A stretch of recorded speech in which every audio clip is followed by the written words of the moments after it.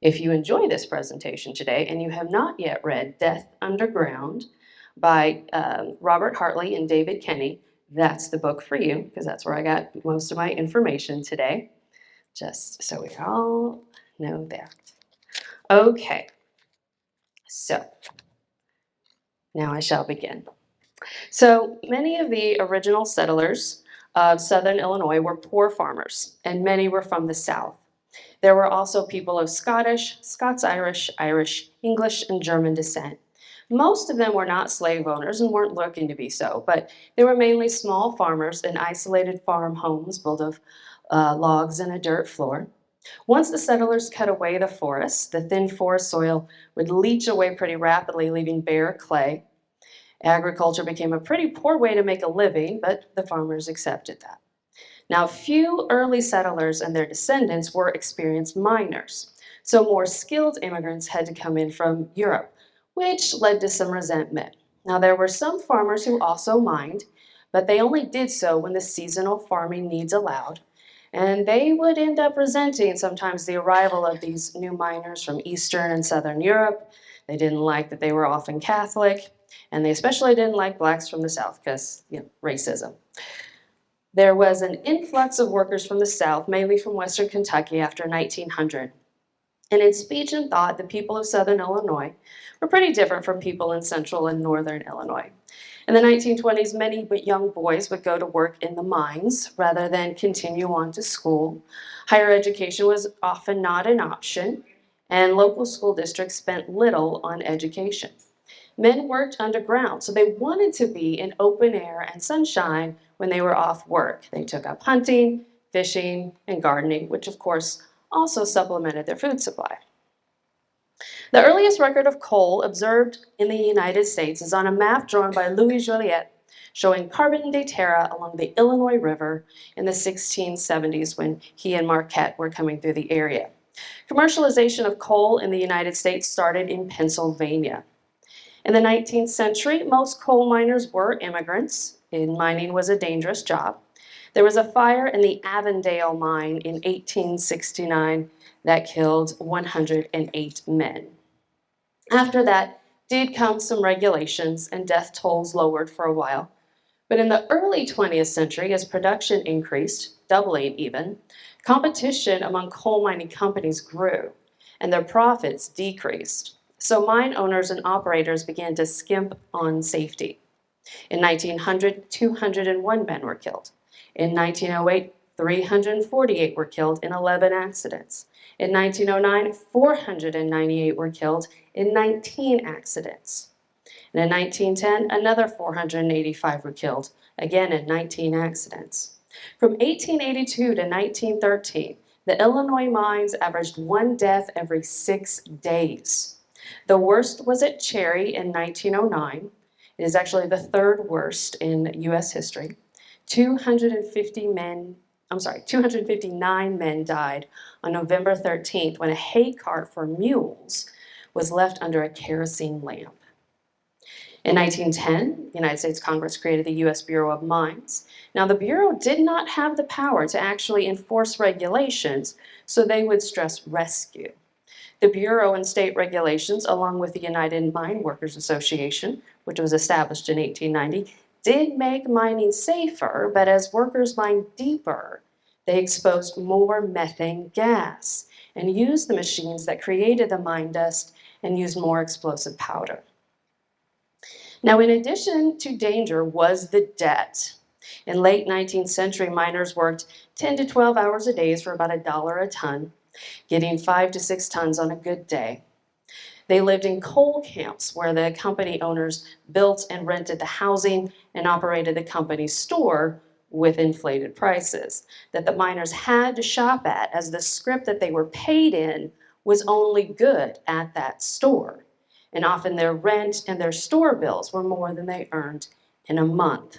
And that's what the song 16 Tons by Tennessee Ernie Ford talks about. Now, my students, they don't know that song when I reference it in this presentation, but I'm sure you guys do. You load 16 tons, and what do you get? Say, Peter, don't you call me, because I can't go.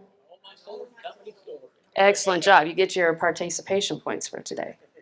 Now, one day in late summer of 2020, I received a phone call from one of my Prairie Historian members, Marianne Zarnick, and her neighbor had come across an old coin using their metal detectors.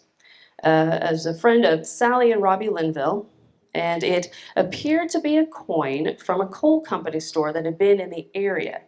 And their neighbor had also found one in their yard as well. And her brother, who lives on Hall Lane in Waltville, also found one. And it seems that maybe there was a store on the east side of Waltville. Nobody really knows, and nobody could give me extra information. But we think maybe it did come from the Orient number 3. But that's just a theory at this point. So mining began in earnest in Illinois in the early 20th century. The first commercial coal mining in Illinois was in Murfreesboro. In their highest production year was 1918, and they produced 89 million tons of bituminous coal. In 1898, the St. Louis and Big Muddy mine opened near Carterville. Now it was non-union, so it had lots of strikes. It imported black non-union workers, and armed violence broke out between the strikers and the workers. The National Guard was brought in. It was a fearful and bloody time. It got too expensive to protect the workers and guard the mine, so in 1906, the owner, Samuel Brush, sold out to the Madison Coal Company, and it ran as a union shop after that. In 1903, the Ziegler Coal Company, owned by Joseph Lader and his dad, Levi Ziegler Lader of Chicago, opened a mine 6 miles west of West Frankfort.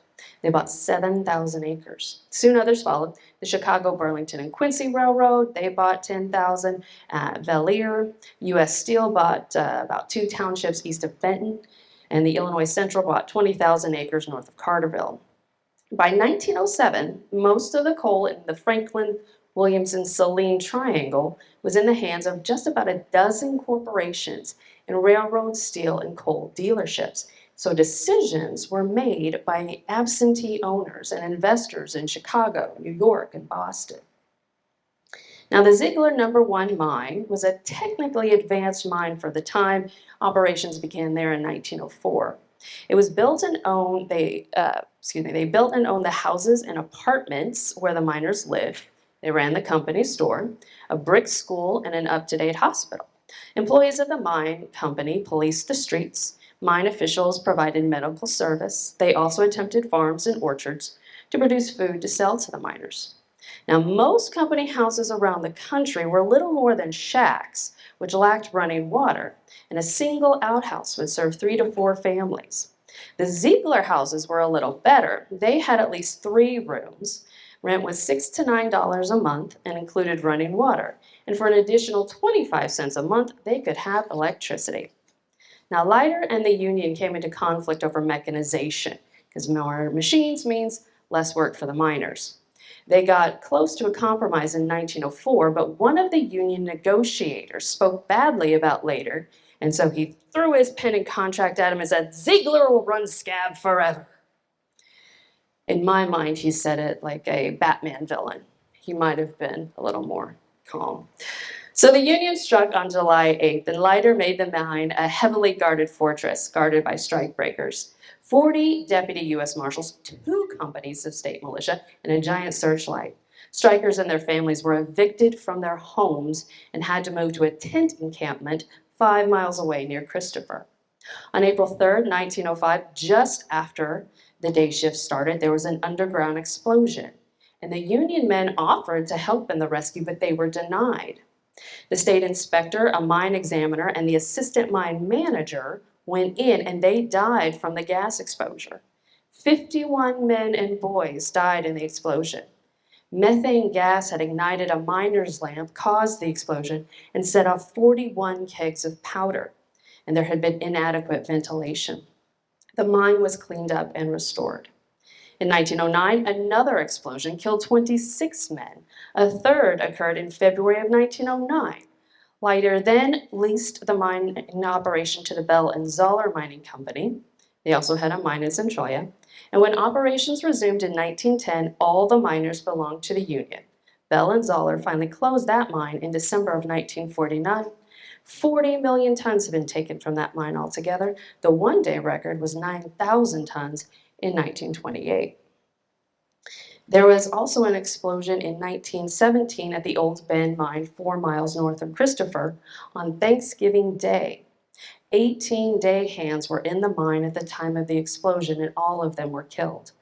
Timbers had been blown out and all the entries were blocked with rock. They had to establish a ventilating system so the rescuers could get into the wrecked workings of the mine. They weren't sure what had caused the explosion initially. It appeared that coal dust and gas caused the explosion when a fall of rock drove a body of gas that had accumulated on the open lamps of some of the men. All of the bodies were recovered, and as sad as this accident was, it could have been much worse if it had happened on a regular working day, as some 700 some odd men were employed at that mine. Well, in the early 1920s, growth in coal operations built up real estate values and property tax revenues in Franklin, Williamson, and Saline counties. They were able to build roads, gravel streets, provide water and sewer services, and improve schools. Some places built new high schools at this time. In 1926, miners averaged $50 to $60 every 2 weeks, but then the Great Depression hit. In 1929 and 34 coal town banks failed and lost their depositors' money. Large and small businesses failed. By 1930, hundreds defaulted on property taxes, so the schools couldn't pay their teachers. In Benton, which was a town of about 8,000, they had to turn off the street lights and reduce the police force to just one guy. Homeowners got behind on their mortgages and the banks foreclosed on them. Savings and loans tore houses down to avoid having to pay the property taxes. Some communities lost 1/3 of their town's buildings that way. But then came World War II, and by March of 1945, unemployment was down in Illinois to 0.7%. As for Centralia, by the end of 1908, there were 7 active mines in the Centralia area, but that was the peak of operations. Soon mines began closing. By 1940, all but the number 5 mine, 2 miles south of Centralia, and the one at Glen Ridge had closed because of falling production and other problems. So Centralia number 5 was very dusty. Mine dust was not just an irritant, but a safety hazard. Any spark or flame could ignite the dust, and an explosion could roar through the tunnels and rooms, taking everything and everyone with it. Other Illinois mines had deaths because of methane gas. Centralia number 5 had virtually no methane. Now there were 3 ways to minimize that coal dust. You could haul the dust out, but that's going to interrupt production and cost the mine money. Rock dusting, which is a mixing the coal dust with incombustible rock, this pulverized stone, which would neutralize the explosive potential. It was the most accepted method to reduce risk, and it would localize the blast, reducing casualties, kind of taking the steam out of those explosions. Or you could sprinkle the coal dust with water, which had to be done frequently. Regardless of removal, though, it would always return and thicken and fill the air again.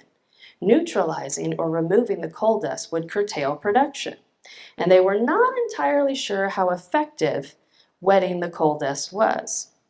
Then the pressure of producing to meet the nation's World War II needs meant any interruption or delay in production was just unpatriotic. So from 1942 to 1944, federal and state inspectors warned that number 5 roadways were very dirty and dusty. They needed to be cleaned and sprinkled, but the coal company often ignored their reports and requests. In April 1945, the state mining inspector Driscoll Scanlon threatened to shut down the mine if it didn't clean up the dust. He wanted them to work 4 days a week and then work 3 days a week cleaning up the dust. It took 3 weeks to clean up the dust, but by July, the dust problem had returned full measure. He inspected again in December and found many unsatisfactory conditions. Of the dust, he said, "The coal in this mine is extremely dry, and an excessive amount of dust is in suspension during cutting and loading operations. The dust is an explosion hazard, also injurious to the health and safety of the men working around the machines. The dust is very injurious and irritating to the eyes, lungs, and respiratory passages. At the loading machine in 13 and 14 North, visibility was absolutely nil. The men are unable to see the roof, ribs, face, the large lumps of coal traveling over the conveyor, or the car under the boom. Motormen and trip rider are unable to see the boom of the loading machine. Work around the machine is extremely hazardous. The miners wrote to the state mining board director, Robert Medill, filing charges against the mine superintendent, Norman Prudent, and the manager, William Brown, for not complying with Scanlon's recommendations. Medill and the state board named a committee to investigate the situation. After a few days, Prudent and Brown sent a letter to the state board blaming their inability to fulfill the recommendations on absenteeism by the miners, whose average age was 59. And they threatened to close the mine for good. In January 1946, the committee's investigation made their recommendations, which did not include anything about sprinkling. The union complained that the investigation led by Prudent didn't even get out of the buggy to explore the main line. The local union recording secretary, William Rokamp, wrote a letter to the governor, which came to be known as the Please Save Our Lives letter, which was signed by the secretary, the union president, and 2 other members. In fact, Governor Green, this is a plea to you to please save our lives, to please make the Department of Mines and Minerals enforce the laws at No. 5 mine of the Centralia Coal Company at Centralia, Illinois, at which mine we are employed, before we have a dust explosion at this mine like just happened in Kentucky and West Virginia. John Chapman, who was one of the 3 secretaries for the governor, wrote a memo to Medill to investigate the complaint so he could show the investigation's results to the governor along with the letter. Medill responded with the names of an investigation committee and a motion by the state mining board that there was insufficient evidence to revoke their certificates. He also blamed the problems on wartime and said the dust problem was not as bad as it sounded, that it had been the same way for 10, 15 years. He recommended that Chapman tell the union that he'd referred the complaint to the state mining board, so that's what Chapman did. Inspections in March of 1946 found there had been no rock dusting since July of 45, and there was more explosive and blasting supplies than was actually needed for a 36-hour supply. That explosives were stored too close to power wires, and that boxes were not locked. In addition, the roof conditions were dangerous. Medill criticized Scanlon's report for being too long and detailed, told him to write briefly with fewer references to his previous recommendations, and Scanlon complied. In the later Senate investigations came the issue of who had the authority to shut down the mine. And Medill said Scanlon could, but Scanlon said, well, if he'd had, he would just be countermanded and he'd be fired. On the national level, the union president, John Lewis, called for the union to strike. Truman ordered a federal takeover of the mines, which took effect on May 21st, 1946. Frank Pers was the federal inspector for the U.S. Bureau of Mines, and he did not inspect No. 5 under the new federal regulations until November of 1946. Scanlon inspected again in June of 1946. There had been some compliance with his recommendations. He stated again the roof was troublesome. The mine needed better ventilation and sprinkling. In September of 46, he again recommended better ventilation, to seal off the abandoned areas, to stop carbon monoxide from seeping into places, and sprinkling and more rock dusting. By November of 1946, Prudent had moved on to another coal company. The new superintendent was a man named Walter Johnson. In March of 1947, the federal inspector found conditions to be better, but no rock dusting had been applied, even though the supplies to do so were there. Johnson later said he didn't think the dust was an imminent hazard. It was not listed as such in Pers's report, and they were focused on ventilation. Pers's report listed 17 hazard corrections with 52 recommendations still to be fixed. On March 25, 1947, mine examiners inspected before the shift, as they always did. Charles Ford and Fred Lichtenfeld each did half the mine. At 4 a.m., they said it was safe, and there was no mention of dusty conditions. They testified later that it was no dustier than it had been for a long time.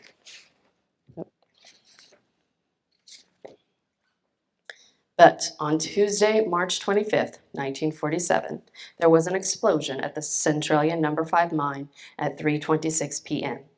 It was the end of the shift when they set off explosives to detonate and blast coal away from the face of the rock. No charges could be detonated until all normal face operations had ended and the men were heading to the hoisting shaft or on top. The explosion was in 1 West, which was the most distant from the hoisting shaft, in about 4 miles. And it ignited the coal dust and spread the blast to other parts of the mine. Of the 142 men there, 111 were killed. 65 died immediately from the explosive shock. 46 died later of carbon monoxide. 8 were rescued, and 23 escaped on their own. 3 of the 4 signers of the Please Save Our Lives letter to the governor died in the explosion. Only Rocamp survived. 7 guys from the Glen Ridge mine were working at the No. 5 temporarily because the Glen Ridge mine, which was a cooperative endeavor, couldn't pay them at the time. They all rode to work together every day. Pete Piazzi, George Evans, Earl Blink Wilkinson, Joe Bryant and his son Harold, or Jack Bryant, Forrest Rhodes, and Harry Niepater. Joe managed to scribble a note to his family before he died. Sammy, Raymond, be good boys. Jackie, Melvin, help Mom. Please, your father, Joe Bryant. Oh Lord, help me. To his wife, he wrote, my dear wife, goodbye. Name baby Joe, so you will always have a Joe. Love, Dad. Their 12th child, a girl, was born 3 months later, and Mrs. Bryant named her Jody. Only Wilkinson survived, riding home alone that day. Wilkinson said, I started for home in my car, and suddenly I realized I was going home alone. It made me sick. I had left for work with the Glen Ridge men, all of whom worked with me in the mines for years. I was the only one to come home. Gus Holman had been out for a week with the flu, but he went back in that day because the mine safety committee had a meeting at 3:30 with Scanlon. They were going to get this straightened out, he told his daughter, Vera Kirkland. She tried to argue with him, but he said, if the Lord wants me, he's gonna get me. He may let me get hit on Broadway with a truck. Oh, dear. With a truck, okay. Or down there in the mine, or wherever he wants me, if it's God's will. Cleanup workers found his pocket watch 3 months later. 2 of the 3 safety committee members died that day. The explosion burned 65 men to death almost instantly. Near the point of origin in 1 West, the force demolished doors, bent and twisted rails, wiped out communications, blew open abandoned workings that had been sealed, damaged locomotives, disabled shuttle cars, thank you, and caused timbering and roofs to fall on machinery and tear down electrical lines. Men could only be identified from papers in their pockets. Away from the blast origin, the men suffered a slower death from carbon monoxide. One group of 17 were found holding onto their lunch boxes as if they had fallen asleep on their way to the hoist. A group of 44 might have been saved if they had built barricades and consumed good air. Another group crawled through debris and darkness to room 8 of 23 South. They wrote notes to their loved ones. One man wrote in the rock face for rescuers to look in everybody's pockets. We all have notes. Give them to our wives. The first rescue teams arrived at 7:45 p.m. Scanlon would say he could have removed bodies 48 hours earlier if he'd received full and prompt cooperation from the state mining department rescue officials who were unresponsive to his first requests. Harry Neerman, the mine superintendent, and the manager, William Brown, went in to look for workers. After 30 to 60 minutes below ground, the tainted air got to Neerman. A man who tried to help him, Henry Goforth, said, Mr. Neerman came out screaming and hollering, and he fell. I tried to drag him to the cage, and he knocked me down. And he got up and ran to the north side of the shaft bottom, and he fell again. I went and tried to get him again, and he is a big man, and he knocked me down again. I began to feel my head go round and needed some help. So I went on top and told Mr. Scanlon to get 3 or 4 men and get him away, and they did. All who survived the explosion were out by 10:30 p.m. A crowd of 500 family members gathered and waited for word of their loved ones. Red Cross and Salvation Army volunteers from throughout southern Illinois set up canteens and served coffee and sandwiches. A reporter from the St. Louis Post-Dispatch recorded, "After darkness fell, many of the relatives retired to a wash house where they sat on the benches the miners had used in changing their clothes. Overhead, suspended on chains and pulleys, hung the street clothing of the men who had failed to come up. In some cases, wives recognized their husbands' garments and selected their places for the long vigil." The St. Louis Post-Dispatch was very critical of the mine operators and the state officials. "The blood of the men who lost their lives in the mine disaster at Centralia is on the hands of the mine operators, who continued to run the mine in the face of repeated warnings of an explosion hazard. It is also on the Illinois State Department of Mines, whose inspectors have authority to close mines that do not comply with safety requirements. Why was this mine permitted to operate in the face of these warnings? The Centralia Coal Company knew the hazard existed. Governor Green cannot bring back the lives of the entombed. He cannot comfort the grief-stricken survivors, but there's one thing he can do. He can find out why this mine was not closed in accordance with repeated warnings." Once all the bodies were recovered, family members were questioned about their personal effects in order to identify them because the bodies had been badly mutilated by the explosion. The brand of cigarettes, a pipe, a tobacco pouch, perhaps a pocket knife or a pair of pliers. All clues were carefully noted down and returned to the morgue. Meanwhile, morticians had listed the items found on the dead. The lists were matched, and if they proved similar, a friend or relative was called. Oh. There were funerals and wakes for days. There were 12 funerals on Saturday, March 29th, 11 on Sunday, which happened to be Palm Sunday, and 21 on Monday. March 31st was the official day of mourning for Centralia. The first of the 111 to be buried was Harry Berger, who worked for the Centralia Coal Company for 35 years. His funeral was at Garnier Funeral Home. On Monday, there were 2 memorial services, a community gathering at the high school with 11 pastors, and a Requiem High Mass at St. Mary's Church.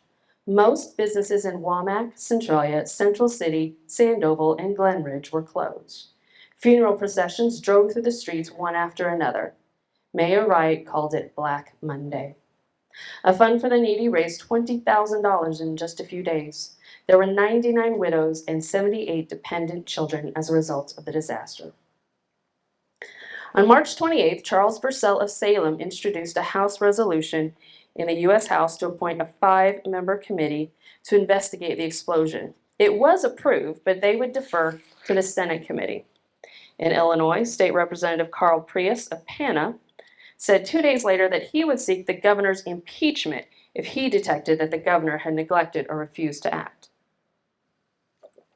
In the years after the disaster, tension between the director, the Department of Mines and Minerals, Robert Medill, and State Inspector Driscoll Scanlon grew to hatred, according to a close associate of both. Each blamed the other as responsible for the explosion. Governor Green came to Centralia on Tuesday, April 1st to address the initial session of the fact-finding committee and announced that Medill had resigned for the good of the service. But he hadn't told Medill that he would be resigning yet. Scanlon blamed Medill for not doing anything with the information from his warnings and reports. Medill blamed Scanlon for not closing the mine. Both appeared before the fact-finding committee, U.S. senators, and Illinois legislatures, and they blamed each other every time. State and federal officials inspected the mine again the week of April 1st.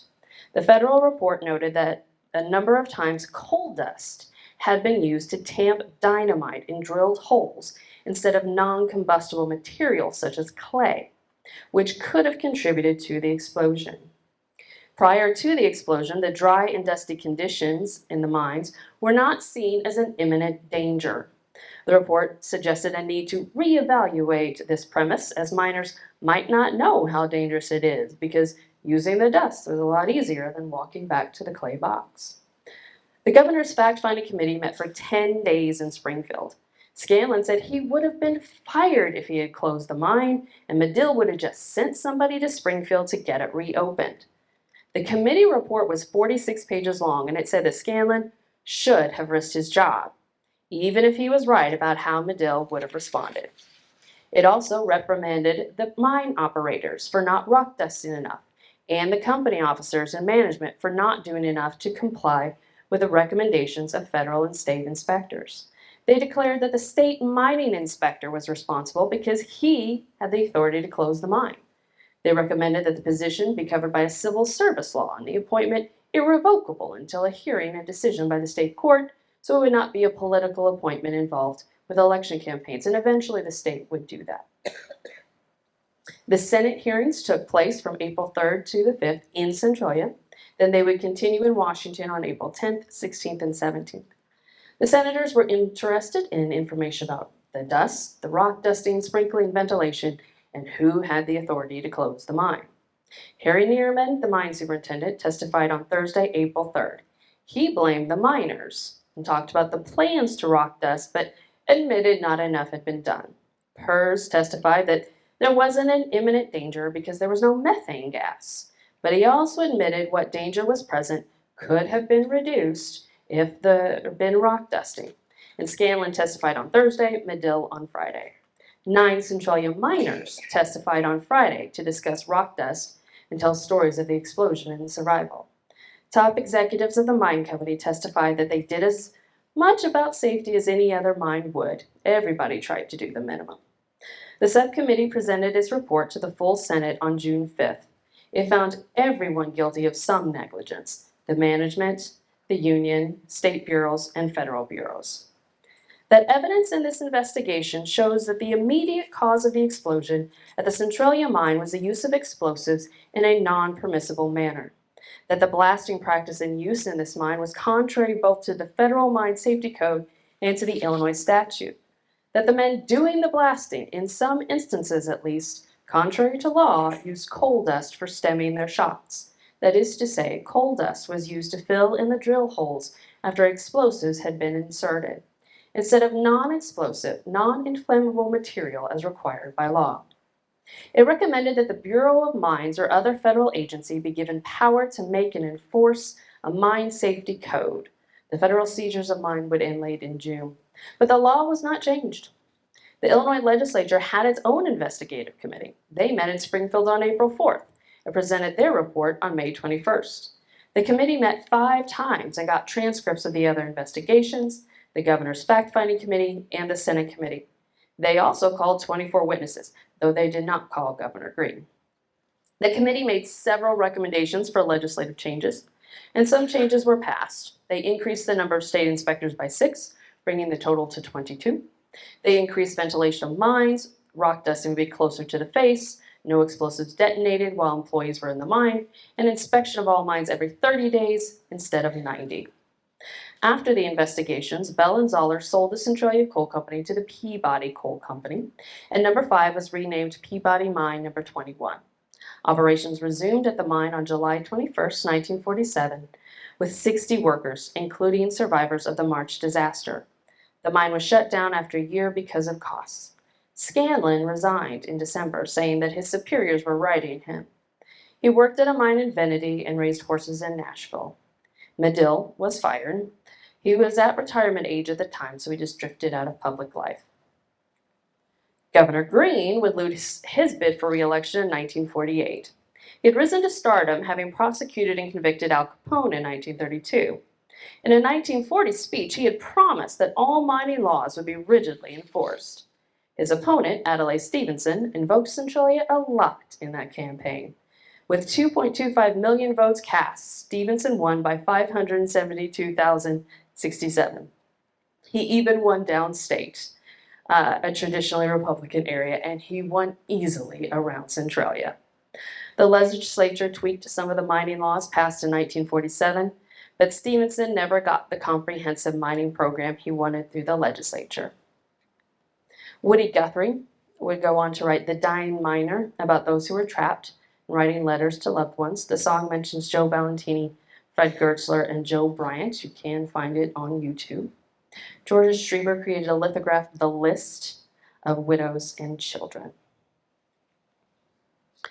Now, there was another explosion at a mine in West Frankfort in December 1951 at 7:35 p.m.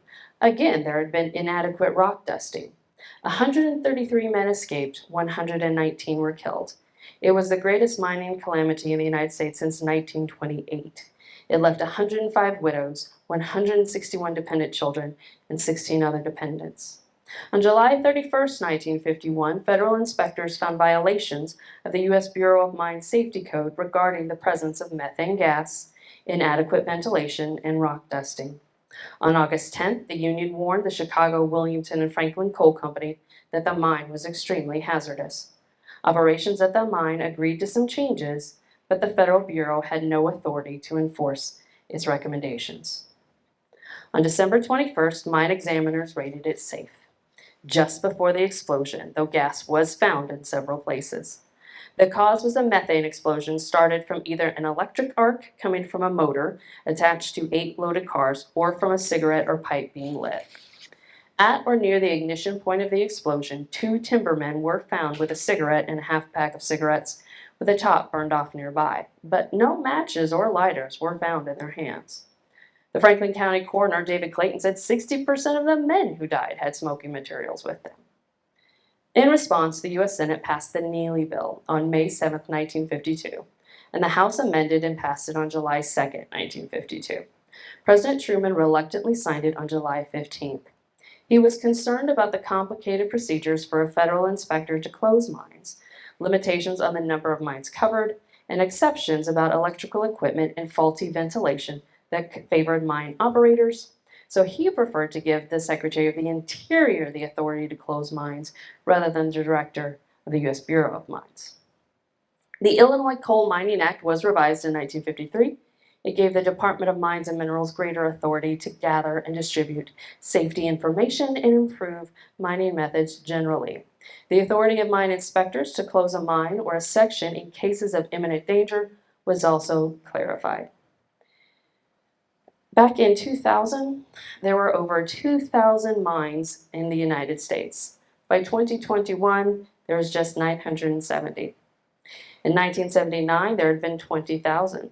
Production declined after 1947 from 688 million tons to 516 million tons in 1950 to 392 million tons in 1954. In 2016, Illinois had 22 mines. 2021, there were 2,017 workers at mines in Illinois, with 1,965 of them being underground. Of course, the Clean Air Act does limit the emissions of sulfur dioxide from industries that burn coal, so that opened the door for coal competitors, and I believe that Orient number 3, the one next that I grew up by, it also had a lot of sulfur, so that was one of its problems. Mining is safer. Mines have switched to increased mechanization and less costly strip mining, and the number of non-union mines has increased, which means there are more clashes. As of 2006, Joe Vansel, who was the last survivor of the Centralia explosion, didn't remember what happened underground. He passed away in February of 2010.